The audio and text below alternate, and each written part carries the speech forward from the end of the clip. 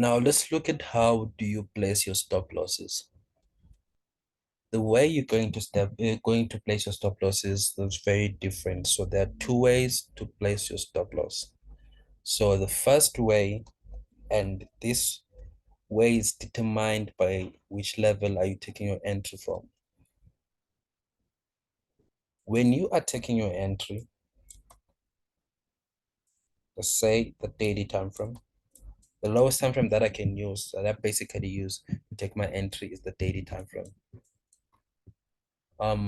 We have what? We know that we have A's and we have B's. As standard levels, then we have what? The open close candlesticks like this. So entries that I've been identified from the what? From the open close, your minimum stop loss, your minimum stop loss is going to be 15 pips on your currencies. That's your minimum stop loss. And there's also a condition. The condition is, okay, let me show you an example. If you were looking for buys, let me show you which point can I use.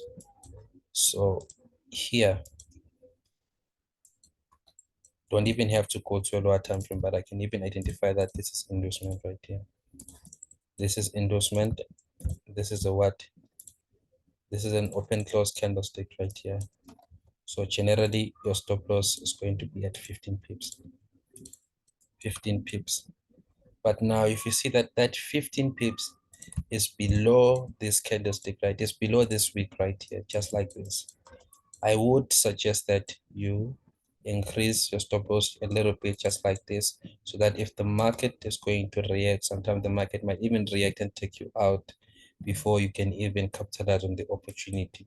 So something like this, then you would put your TP to the downside, just like this. Then with this one right here, you know that you're doing what? You are opening up your stop loss, because you know that sometimes the the market would just do what? The market would just sweep this high right here. After sweeping this high, giving you an entry, then the market does what? The market sweeps a low. Then the market takes you out right here before it takes out this high. Then you see the market starting to push to the downside. So that's the tricky part about what? About the open close candles. The open close candles. So let me just find another example. Another example is just right here. So yeah, two examples, clean two examples. So if you are going to be looking for buys, let's see the dotted line first. So you can see that this dotted line is now changing to what? Now the dotted line is now bullish. So what are you looking for? You're looking for a fake record structure, keep record structure. Then now we have this record structure that is located right here. We have this endorsement right here. We have this endorsement, so we have to go to the daily time frame and identify our levels. So this is your entry level, and this is your entry level. So if you're going to be looking like, if you're going to be looking like at like a couple of pairs, two, maybe 4 to 5 or to 6 or to 8 pairs, if you're going to be looking at like many pairs, there's no need for you to even take your entry right here, this open close. You can just wait until the market reaches your what? Until the market reaches your extreme right here, which is your V, because you know that there's a high probability that the market is going to give you some buy reactions from here. And you know that the moment you start taking out, like, make it as systematic as possible and just personalize it. So here, your stop loss is what? Is 15 pips. Minimum stop loss is just 15 pips. Then here, you can even capitalize on this buys going to the upside. But let's say the market had given you an opportunity right here to enter this price. Then just look at this. So if this 15 pips was like this right here, I would suggest that you increase your stop loss, maybe to put it in this point right here, maybe below this week right here. Then you can even take your buys to the upside. You can even take your bias to the upside, or you can just even wait until the market reaches this point right here. There's something that you can even consider in your trading plan. Tell yourself that I'm only going to be taking like the V's and the A's. And with the V's and the A's, it's very simple. You put your stop loss at the week right there. So the high of the week or the low of the week. So just something like this. Instead of putting the 15 pip stop loss, sometimes you can see that the market just taps and starts flying. But I would suggest that you do something like this. Open up your stop loss, you target your what? So you target your next.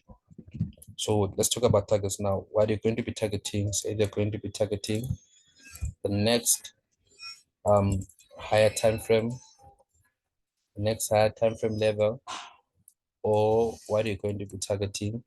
You're going to be targeting your obstacle. So obstacle, you can use them to take your what? You can use them to take your profits. So there are a couple of ways you can use to take your TP.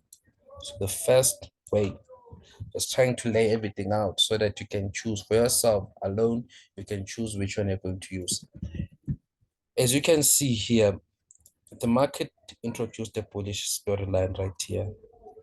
As the market introduced a bullish storyline, then here you would be looking for buys. So what you can do, you can target the next because you entered from the weekly time frame.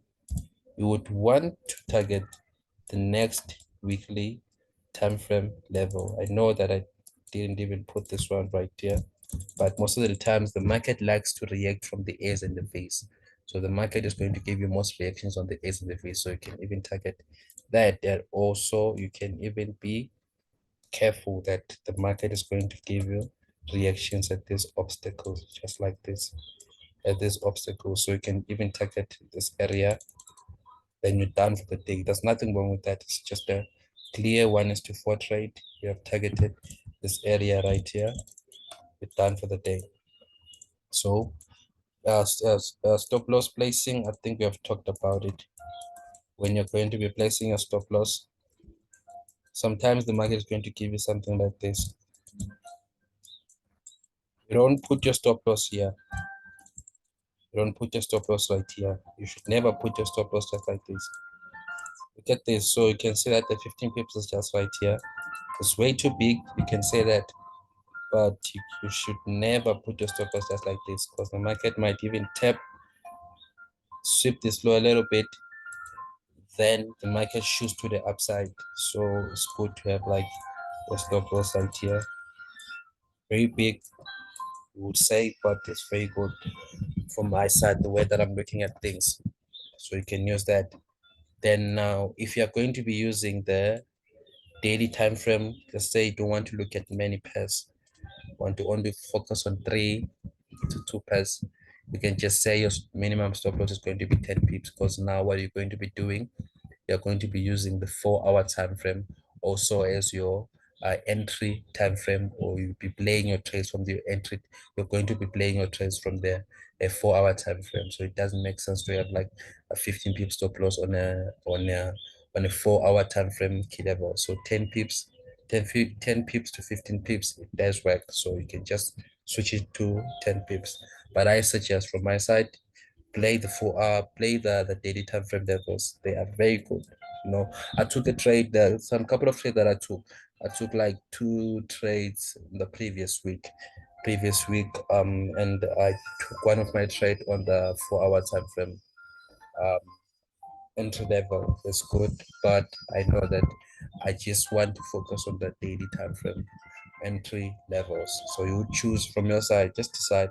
That's why I'm a bit flexible when I'm teaching because I know that there's some things that I've learned from some mentors that they said you should never do this, but at the end of the day, I ended up doing other things. So I just want to give you some options. But from my side, as I always tell you, and as I'm telling you right now, so I've told you in the previous video and so forth, from my side I just want to focus on higher time frames right now, so I'm just going to be playing the daily time frame levels.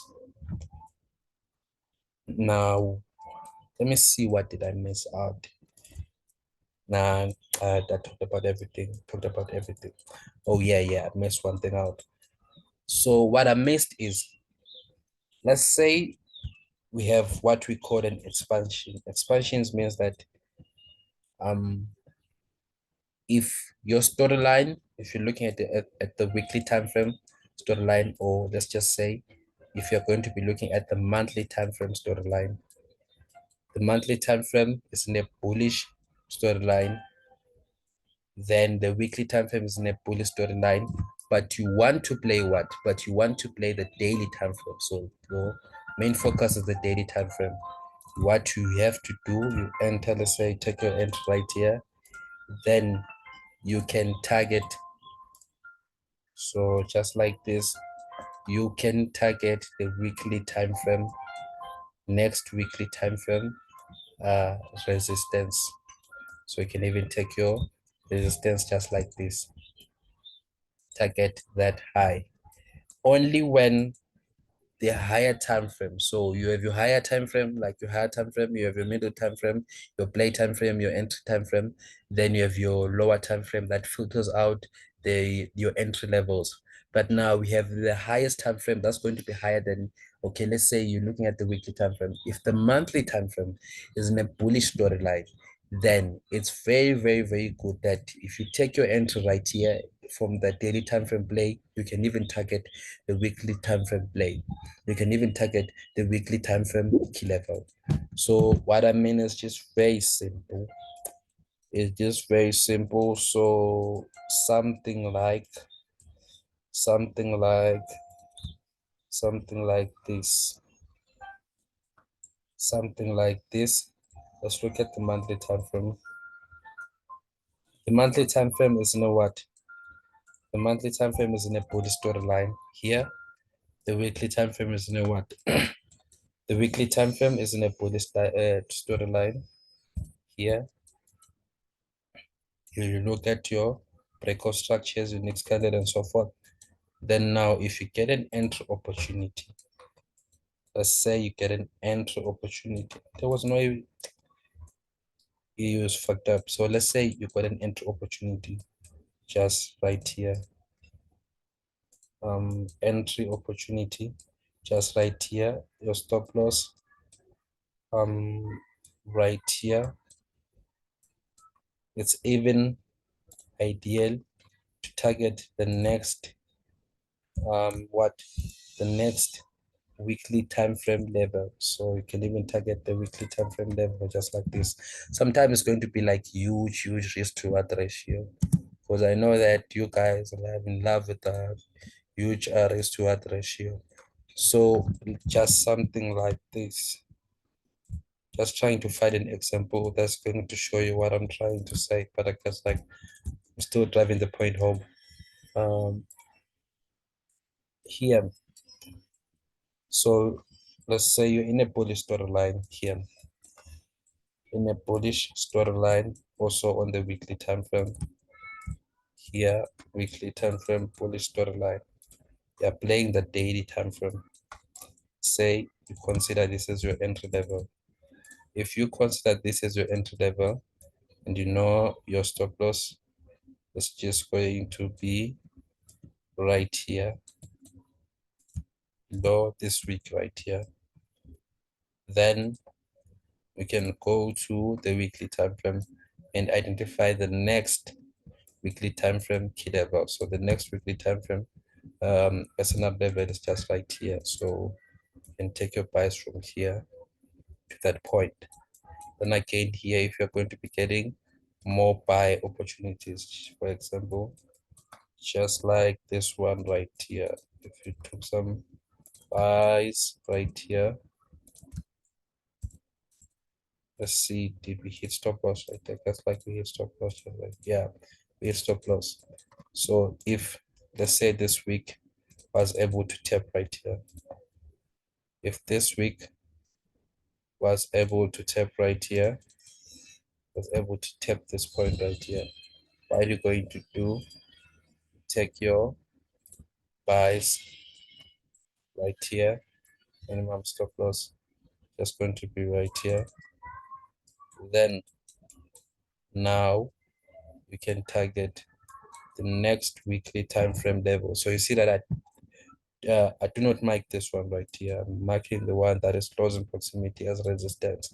So it's just this one right here. So you can take your buys from here to the upside, reaching for that high as a target. That's if the market had given you like an entry right here to the upside. So I hope it's very clear. That one you should only consider it like if you have a good expansion. So if you want to play the daily time frame, you would be looking to see the weekly time frame bullish and the monthly time frame bullish. That's when you're going to be targeting the next weekly time frame level. Or you can just simply target your 1:4. You're done for the day. Target your 1:4. You go to another pair. If you get an entry, that's okay. You target your 1:4. You're done. So just like that's simple and straightforward. So ask me if you do have any questions on the DM.